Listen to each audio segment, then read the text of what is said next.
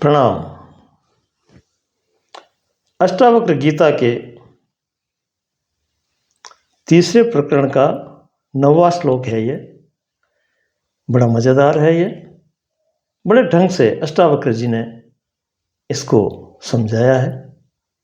कहा है इसमें, धीरः तु भोग्यमानः अपि पीड्यमानः अपि सर्वदा आत्मानं केवलं पश्यन् न तुष्यति न कूप्यति। धीरः तु भोग्यमानः अपि पीड्यमानः अपि सर्वदा आत्मानं केवलं पश्यन् न तुष्यति न कुप्यति। बड़ी प्यारी बात कही इन्होंने कि तू सुख दुख से रहित होकर के जब भोगता है, भोगता कहा है यहाँ, भोगना है, लेकिन उसमें न सुखी होना है न दुखी होना है। इस तरह से जब तू भोगता है तब तू ज्ञानी है। ज्ञानी अज्ञान में ये अंतर है। ज्ञानी दुखी होकर भोगता है, ज्ञानी न सुखी होता है न दुखी होता है, और जो प्रारब्धवश भोग आता है उसको देखता रहता है, एक दृश्य की तरह, एक लीला की तरह, एक खेल की तरह। वो आसक्त नहीं होता और भागता भी नहीं, पकड़ता भी नहीं। ऐसी गतिविधि ज्ञानी के समझ की होती है। अज्ञानी ऐसा नहीं करता है।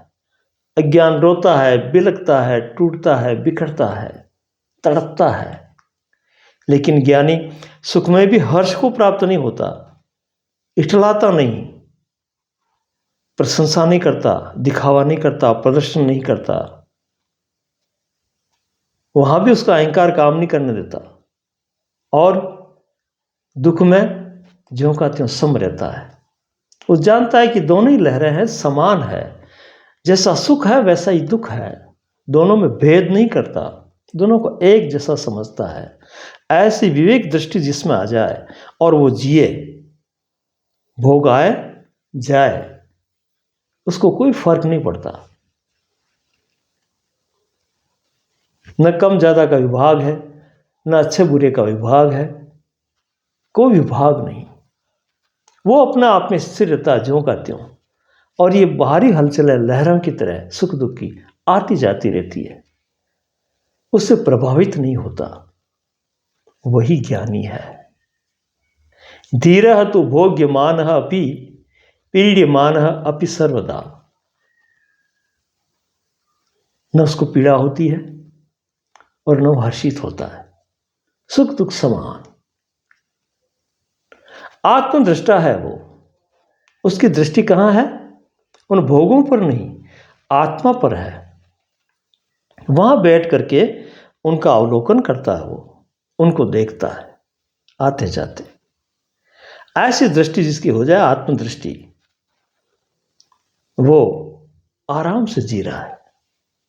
उसका जीवन सार्थक है, उसका सफल जीवन है। ऐसा व्यक्ति न संतुष्ट होता है न कुपित होता है, न तुष्यति न कुप्यति। न तो वो अपना आप को हर्षित मानता है, खुशी होता है या खुशी मनाता है, और न वो दुख जाहिर करता है, न किसी पर कुपित होता है, क्रोधित होता है।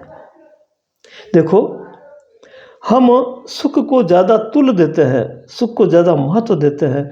उसकी जगह जब दुख आ जाता है तो हमें वो भाता नहीं है। हम बौखला जाते हैं, घबरा जाते हैं और फिर कुपित होते हैं, फिर क्रोधित होते हैं। तो ये जो सहजता में जीने वाला व्यक्ति है, वो उसको तुल भी नहीं देता। वो भी उसी तरह से आया चला जाएगा, और दुख आया वो भी चला जाएगा। ये दोनों आने जाने वाले हैं। क्या किसको जो है महत्व देना, किसको ज़्यादा जो है रखना या उस पर आसक्त होना, दोनों बातें उसमें नहीं होती है, और वो अपने आप आराम से उनको आने जाने देता है। ये है आत्मदृष्टि।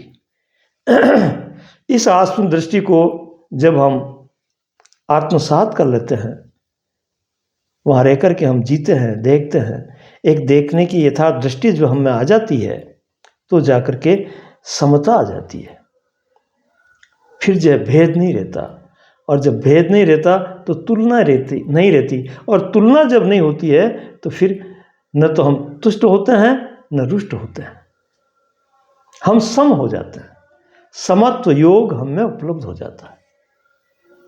ऐसी बात ये बताते हैं। एक बार ऐसी घटना घटती है, महापुरुषों में संतों में घटी है। गुरु नानक देव, उनके समय की एक बात याद आ रही है। एक बार किसी गांव में गए वो, और उन्होंने अपनी वाणी के द्वारा लोगों को समझाया।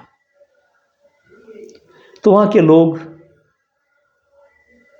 कुछ बेतुके थे, गंवार थे, क्रूर स्वभाव के थे। तो उन्होंने उन पर पत्थर मारे, उनको गालियां दी, उनको गांव से बाहर निकाला।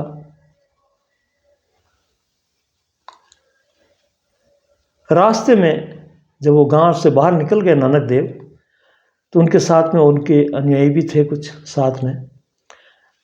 तो उन अनुयायी ने प्रार्थना की नानक देव से कि इतना आपके साथ अपमान हुआ, ये हुआ, और आपने कुछ कहा नहीं उन लोगों को, कुछ तो कहते उनके लिए। नानक देव ने बड़े सरल और सहज स्वभाव से कहा, देखो जो आत्म केंद्रित होते हैं उनकी वाणी में किस प्रकार की बात होती है। तो उन्होंने कहा कि ये जितने भी लोग हैं गांव के जिन्होंने ऐसा किया है, वो मैं परमात्मा से प्रार्थना करता हूं कि यहीं बसे रहे इसी गांव में, और यहां से कहीं नहीं जाएं, इसी गांव में रहें वो। ठीक है साहब। फिर एक दूसरे गांव में गए तो वहां बड़ी आवभगत हुई उनकी। गुरु नानक देव का बड़ा सम्मान किया उन लोगों ने, पुष्पहार पहना उनको, बड़ी सेवा पूजा की, बड़ा उनको जो है भोजन परोसा गया, बड़ी आवभगत की, बड़े प्रेम से उनकी बात सुनी। तो उत्सुक उन जो उनके साथ में लोग थे नानक देव के साथ में, उन्होंने पूछा कि इन लोगों के बारे में आपका क्या कहना है। तो नानक देव ने कहा कि ये लोग उजड़ जाएं, ये गांव पूरा बिखर जाए, यहाँ के लोग सब जगह फैल जाएं इधर उधर।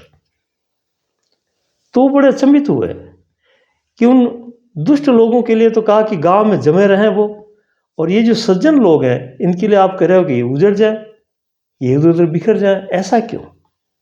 तो उन्होंने समझाया कि वो जो दुष्ट हैं वो अगर अपनी जगह रहेंगे तो वो दुष्टता आगे नहीं फैलाएंगे, वो खुद ही भुगत करके वहीं निपटारा कर लेंगे।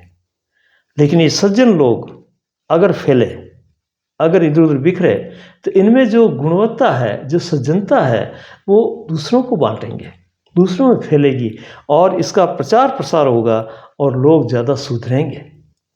कितनी बड़ी बात है।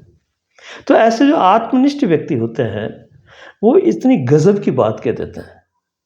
उनके अंदर न तो आक्रोश होता है, न रुष्ट होते हैं, न तुष्ट होते हैं, न तो वो जो मतलब जो है प्रसन्न होते हैं और न नाराज होते हैं। ऐसे एक सम स्थिति में रह करके और जो वास्तविकता होती है उसको वो कह देते हैं। तो ऐसी बात है, ये जो हमारा आत्मनिष्ठ होना, अपने आत्मा को ही देखना, और अपनी ही आत्मा को देखने वाला व्यक्ति सुख और दुख दोनों में सम रहता है, एक जैसा रहता है, उसमें घटाबड़ी नहीं होती।